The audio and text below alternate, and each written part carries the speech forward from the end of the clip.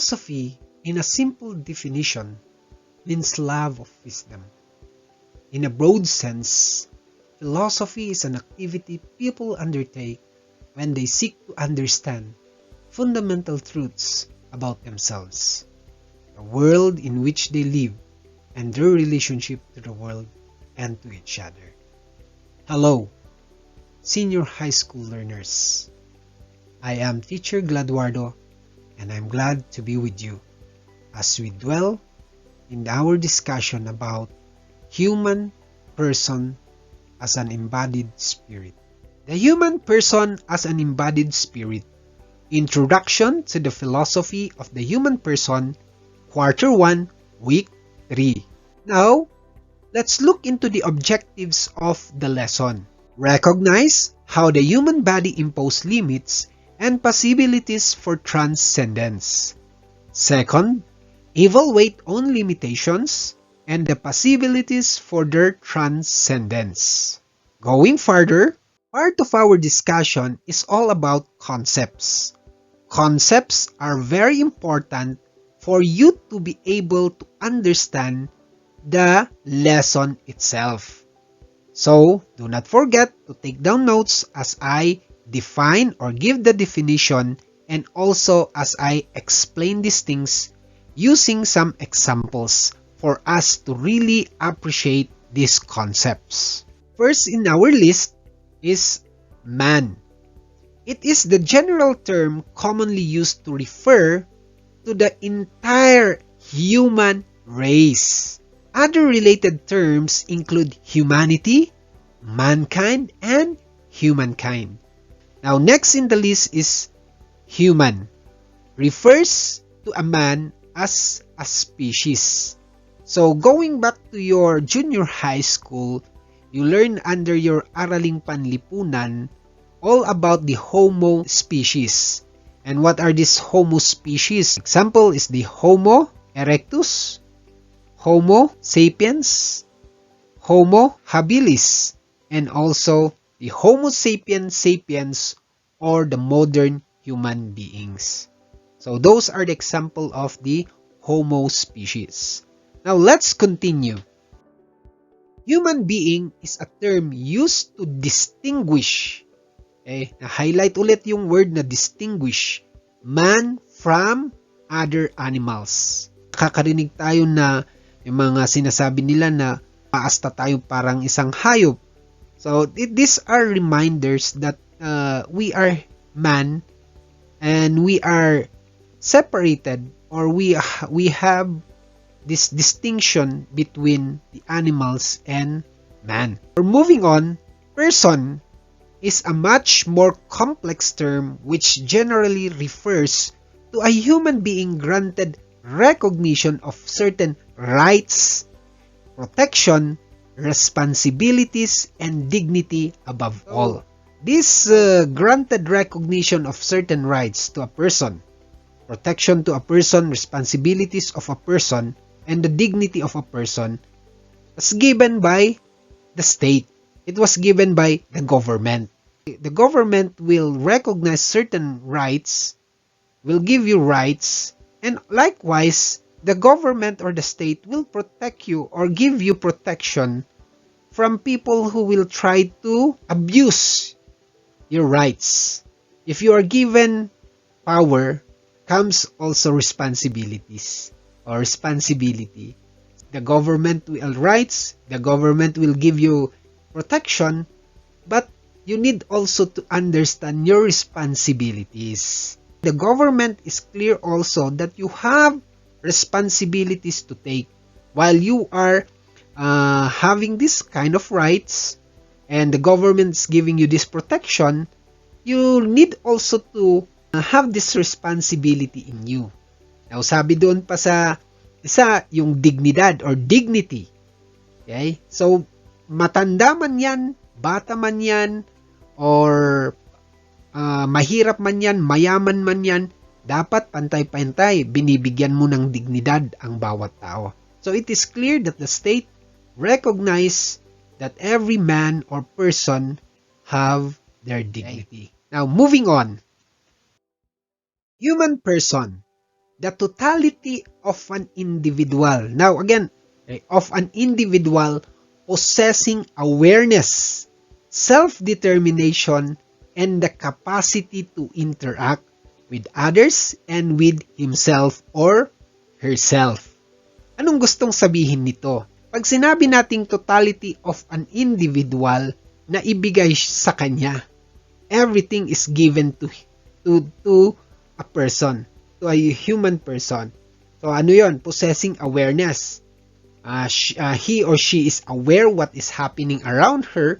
She or he is aware of what is happening around his or her community, and alam niya rin kung ano yung nangyayari sa kanya. So yun. So possessing awareness. Are you aware of what is happening to your body? Are you aware of what is happening around you? Yung self-determination, this is the freedom, or yes, once you reach a certain, you have a dream, you want to raise your family out poverty, gusto mong makawala kayo sa kahirapan, determinado ka na gawin lahat.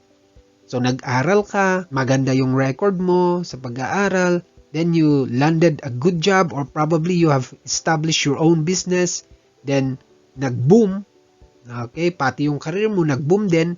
So ngayon, dahil doon, pwede mo nang iangat yung pamilya mo. That is self-determination, yung makawala ka sa kahirapan, makawala ka sa isang bagay na nakahawak sa'yo. And the capacity to interact with others. Pag sinabi natin capacity to interact with others, you are not a person who are introvert. I'm not against those people who are introvert, but you have the capacity to interact with others.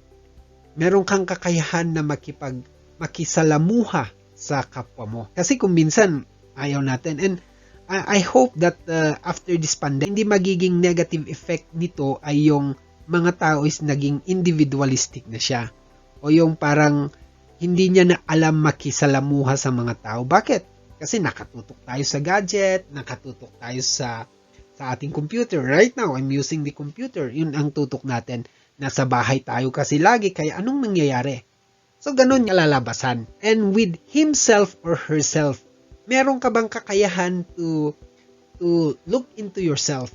Nagkakaroon ka ba ng reflection? Do you have the time to reflect? Do you contemplate? Nagko-contemplate ka ba? Ano ba ang nangyayari sa akin? Tama ba itong nangyayari sa akin? All these things. Yan yung sinasabi nating the totality of an individual. So you possess awareness, you possess self-determination, the capacity to interact with others, and with himself or herself. Okay, next in the list is the personhood. Refers to the state of being a person.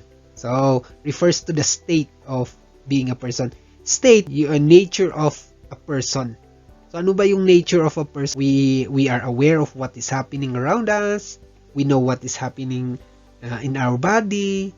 Okay? So, all these things you are aware. Right. So, next in our list is about human nature. First, to the characteristics that distinguish humans from all other creatures. Distinguish to yung magse-separate sa atin sa ibang mga likha, tao at ibang mga likha. And what is these characteristics? These traits, characteristics are assumed to arise independent of the influence of the culture and society. Walang impluensya ang kultura at ang lipunan para sa traits ng isang tao o yung characteristics ng isang tao. Ganito ang nangyayari. You are aware of what is happening in your body. Wala namang magtuturo sa iyo na, uy, dapat ganito o ganyan. So, you are becoming aware of what is happening. You are adjusting. Eh, nag-a-adjust ka rin. Kunwari, nag-slice ka ng sayote, natamaan yung daliri mo. So, you are aware na, oops, next time, hindi ko natatamaan to, alam ko nang mag-adjust. Yun yung sinasabi natin. So, based on your experience, so nagkakaroon ka ng mas malawak na awareness of what you will, awareness about yourself, and awareness of what you are doing, and awareness in the community. So, you are also adjusting. Yun yung gustong sabihin ng that these traits are assumed to arise independent of the influence of culture and society. I hope you understood these concepts. Let's proceed also to the traits that defines a human person. First, self. This refers to an individual who is actively aware that he or she is perceiving and experiencing reality. So yung self mo, actively aware. It's not passive. You are very active and you are aware of what is happening to you. So nakikita mo yung sarili mo. Ano bang nangyayari? Right? You can perceive it, nakikita mo, and experiencing the reality. Ganito pala ang nangyayari. Parang ganon. You are more inclined in experiencing the reality of the world. Self-awareness. It refers to the person having a clear perception of oneself, including his or her thoughts, emotions, identity, and actions. Ulitin lang natin, sabi dito, person having a clear perception. Alam mo yung nangyayari sa sarili mo, you are aware. Okay? As I mentioned a while back, including your thoughts, your emotions, your identity, and your action. Kung minsan may mga nagsasabi pa sa atin, because sometimes we are not aware that we are doing these things, nakakasakit na pala tayo. That is why yung mga ibang tao, sinasabihan tayo. At yun ang maganda. Kasi pag nakita nila na medyo nakakasakit ka at ikaw hindi mo napapansin, yun na yung parang sasabihin nila. And good for you if you realize na ito palang ginagawa mo ay nakakasakit sa ibang tao. Di ba? Dapat alam natin. Okay? Be sensitive. In self-awareness, it is subdivided into two. The interiority and the externality. So, ano ba yung interiority? Sa loob. Okay? Inside. It refers to the ability of the person to experience an inner world that is defined by personal thoughts and ideas. So, you are contemplating, you are reflecting, para kang isang mongha or monghe, right? You go to the mountain and contemplate. You do yoga, you are contemplating. So, yun yung ginagawa mo. Why? Because you are looking into the inner world or your self mismo ang tinitignan mo. Next is the externality. Outside naman. This is the capability to reach out and interact with others and the world. Now, for example, you've been experiencing this one, or it was your experience. So, you thought about that, you put an action to that condition. Now, ngayon, gusto mo naman itong i-reach out sa ibang tao. So, you are telling your experiences to them, and while they are listening to your experiences, nasisiyahan sila, nagagalak sila, and also, they are encouraged, they are challenged. Ganun yon. May mga good stories naman yan. Siguro nakakita naman kayo ng mga good stories about it. Furthermore, self-determination. This is the capability to act and be aware of one's action. Anong gustong sabihin nito? So, are you aware of what you are doing? Kung nagkakamali ka ba? May mga pagkakamali. Do you recognize these mistakes? Nare-recognize mo ba yung mga kamalian mo? Because if you cannot recognize these mistakes, then you don't have that kind of self-awareness, and there is no so-called self-determination because you are not aware of the mistakes that you are doing. Sabi nga nila, yung mga mistakes daw ay mga lessons din ng buhay yan. So, kung nagkamali ka, hindi mo naman dudublihin yung pagkakamali. So, you are aware of this, your action. So, you don't want to repeat the negative things that you have experienced by doing that action when you have done that action. So, ngayon, natuto ka doon. So, anong gagawin mo? To act on a different way or a different manner. Let's proceed to the free will because this is in connection to the self-determination. Free will, this enables the person to act whenever he or she wants to and makes self-determination possible. May kwento dito. I love this story. I heard this when I was still in elementary. Naging baon ko na lagi ito. Hanggang ngayon kaya I still know this story. So may dalawang magkapatid, si Juan at si Pedro.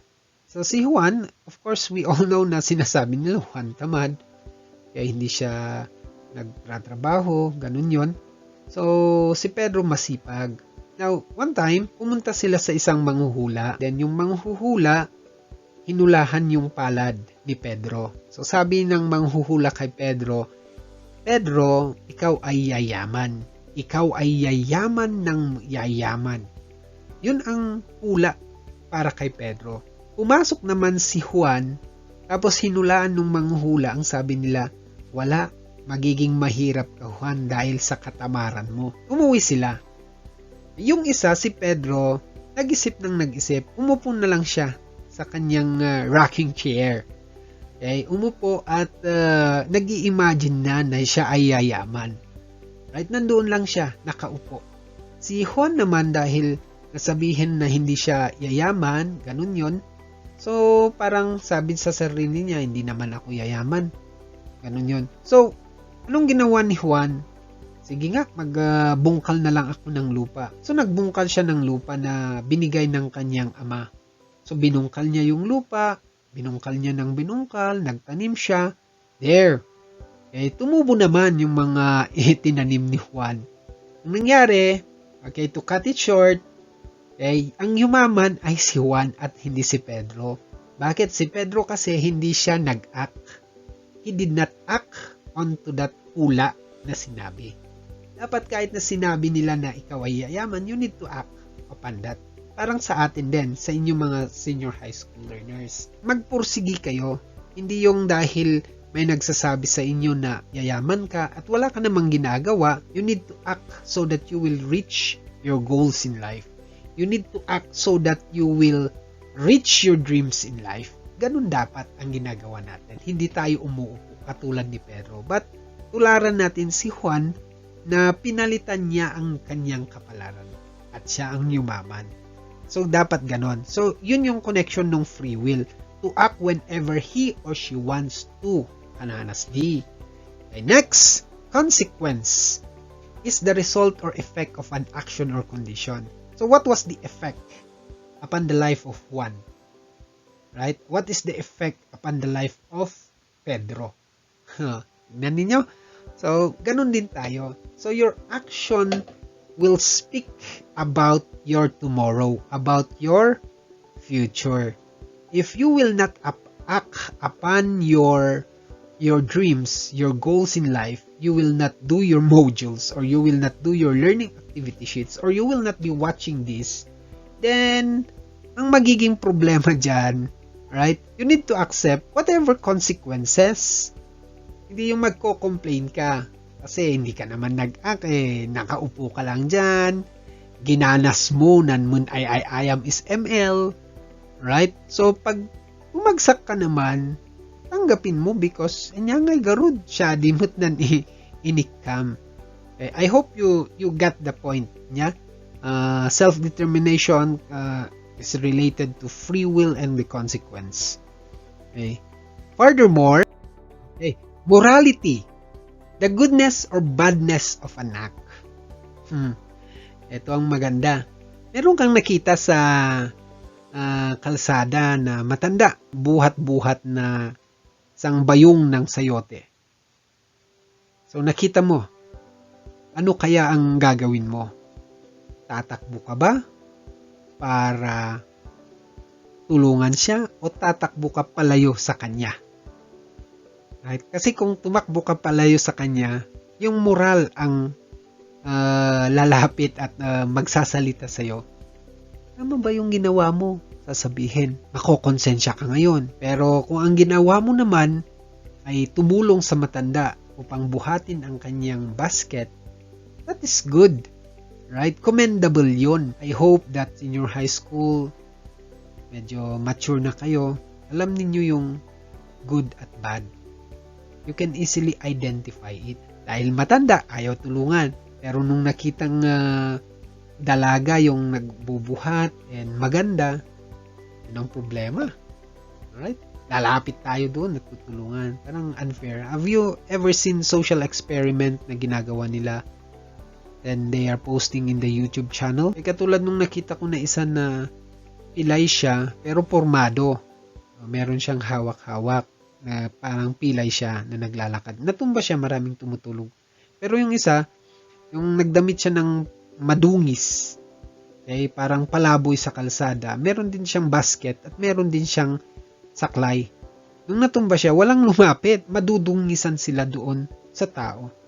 Pero I hope na kahit na madungisan ka, ang importante, yung nagsasabi sa'yo na tama yung ginawa mo, na tumulong. That is morality. Now, let's go to dignity. This is the inherent value of a person which cannot be expressed in quantifiable terms. Walang salapi na makakatumbas sa dignidad ng isang tao. Laman ng balita, yung isang kababayan nating Igorot na nag-resign dahil sa corruption sa PhilHealth, na hindi niya masikmura because of the practice of inayan. So sabi niya, hindi ko masikmura yung ganyan, and good for him dahil ginawa niya yung tama. Dignidad mo intact. Sabi nila, nakakain ba daw ang dignidad? Grabe naman kung lagi na lang pagkain ang iniisip natin. Okay, moving on. Transcendence, the ability to surpass limits. So, anong gustong sabihin nito, yung transcendence? You recognize your limitations, you know your limitations, you are aware of your limitations. But you have also the ability to surpass it, to overcome. May kakayanan kang lampasan ang mga limitasyon na ito. And I believe meron tayong lahat. We can transcend from our situation to a better situation. Like for example, kayong mga nangangarap na mga kabataan na makatulong sa inyong pamilya. Okay? You want to help your family so that they will have a better life. Pupursigi ka. And sa pagpupursigi mo, yes, you experience these limitations. But you were able to surpass it. Yun yung maganda. Okay? Now, let's go to the spirit because this is in connection to transcendence. Spirit, this is the intangible. Okay? Hindi nakikita yan, pero nararamdaman. Element that enables us to exercise thought, possess awareness, and reach out to the outside world and others. So, merong bumubulong sa'yo. Certain voice, the inner voice that tells you, yung inner voice, the spirit, tells you na sinasabi sa'yo na, uy, kailangan mong tumulong sa mga nangangailangan. Kahit walang-wala ka, out of your poverty, doon tayo nakilalang mga Pilipino. Doon tayo nakilalang mga Igorot, that out of our poverty, nakakatulong pa rin tayo. Yung mga iba, syempre may kakayanan talagang out of their ability, they can help other people. Mas malaki yung naibibigyan nilang tulong. Pero sa atin din na alam natin na we recognize that this is our limitation. Despite that, we still manage to help other people. Yun yung maganda. Diba? So yun yung spirit in connection to transcendence then. To surpass your limitation. Like for example, you were running. Sabi ng spirit, the inner voice, kaya mo pa, kaya mo pa, kaya mo pa. Kinaya mo. At the end, talagang pagod na pagod yung katawan mo, pero satisfied naman yung inner voice mo na nagsasabi, yes, good job. Alright? So, ganun yon. So, those are the traits that defines a human person. Now, before we close this discussion, essential questions. How do our body react to a certain condition, and how do our body overcome this condition? Okay? How do our body react to a certain condition? Paano ba nagre-react ang ating katawan? And how do our body overcome? To answer this, I will give you an example. Let me read the example. Your routine is you run for 3 kilometers in a flat area. Every day yon. So, tumatakbo ka every day for 3 kilometers. And one day, you decided to run for 8 kilometers. Okay, naisip mo lang, tumakbo nga ako ng 8 kilometers. Okay, of course, your body will react differently because your body is used of running 3 kilometers. So, naramdaman mo ba yon? Yung mga mahilig tumakbo rin, yung nagja-jogging dyan. Right? Katulad ko, I jog for, yung kaya ko lang. Okay? Yun lang, tapos bumabalik ako. For 3 kilometers, tatakbo ka, hanggang ngayon. Tapos, sinubukan mo na tumakbo ng mas malayo. Di ba makikita mo kaagad yung difference sa katawan mo? Okay? Naghihingalo ka na. Pagod na pagod. Ganun yun. Your body will react differently because your body is used of running for 3 kilometers. That's how the body imposed limitation to a person. So, yung naglilimit yung ating katawan. The body react to a certain condition. Ano yung condition doon? 8 kilometers bigla yung tinakbo mo. So, sabi ng katawan mo, wait.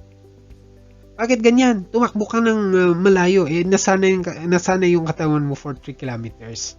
So, how do our body overcome this condition naman? Still, your aim is to run for 8 kilometers. Yun pa rin yung goal mo. So, you decided to gradually increase your running distance from 3 kilometers to additional 1 kilometer, a total of 4 kilometers for a week. So, for a week, ang ginawa mo, tumatakbo ka na ng 4 kilometers. Hindi mo binigla yung sarili mo. For a week yon. So, paunti-unti hanggang mag-adjust yung katawan mo. Okay, nag-adjust yung katawan mo, kaya sabi ng katawan mo, okay, let's extend. So, another 1 kilometer for a total of 5 kilometers for a week, and so on. That is how the body overcome this condition. Okay? Paano ino-overcome ng katawan natin? Ganon, paunti-unti. So, paunti-unti ka nag-a-adjust din. So, na-overcome din ng katawan din natin. Nag-a-adjust. Then, of course, kung yung katawan mo na na-condition, you can run already for 8 kilometers. That is your goal. Okay? Ganun naman yung mga kay Miss Heidelin Diaz, hindi naman bigla-biglang nag-weightlifting lang siya tapos nag-champion. No! Right? Kasama na yung spirit doon. Right? Yung nagtulak sa kanya na buhatin ko pa to break the record. Okay? Subukan ko. Nung sinubukan niya, yung binagsak niya na yung weight na yon. Oh, grabe yung reaction niya. Grabe yung tuwa niya. Right, the next question, this will be our last question. Why do we need to evaluate our own limitations? And how do we address these limitations? This is more of the mind. This is more the spirit. This is more the inner voice. So, there is the so-called, this is the human traits natin na we have this self-determination, we have this self-awareness. We are aware of our limitations. Why? Because we do evaluations. We do reflection. We do contemplation. So, because of that, we are also looking into ourselves. Ano ba yung limitasyon ko? Okay? And because of that, you know your limitations. How do we address these limitations? Paano mo ba ina-address ito? Yung limitations. So, kunwari, katulad ng when I was in elementary, gumagawa kami ng yung dahon made of coconut shell. Okay? So, yung ginagawa. Tapos sabi nung teacher namin sa TLE, ay, awanan Gladuardo, dapat kailangan nga masugat ni Imam bago mo magawa yan. And, yes, it's true. Nasugat yung kamay ko. After that, maganda na yung nagagawa kong mga dahon para sa project namin. So, you see, people, it's not that nasugat ka, pero yung determination mo na makagawa ng maganda. Kaya nga, pinipino mo na, right? Ginagawa mo ng tama, ganun din. I think, ganun din tayo sa ating pag-aaral, yung mga senior high school. What are your limitations? Nahihirapan kayo sa mathematics. That's given. That's my Waterloo also, no? So, how do you address this limitation? Malapit ka ba sa teacher mo? Or complain ka lang ng complain sa limitations mo? And that's not good. So, you need to approach your teacher so that you will address problem or your limitation. I hope with this discussion and all the explanation and example that naawatan nyo. So, thank you again for listening. So, I'll see you in the next discussion. Goodbye, class. Although we have physical limitations, we can transcend them because of our spiritual dimensions. Being physically limited in our abilities does not prevent us from hoping for or aspiring to greater things. Good day, learners.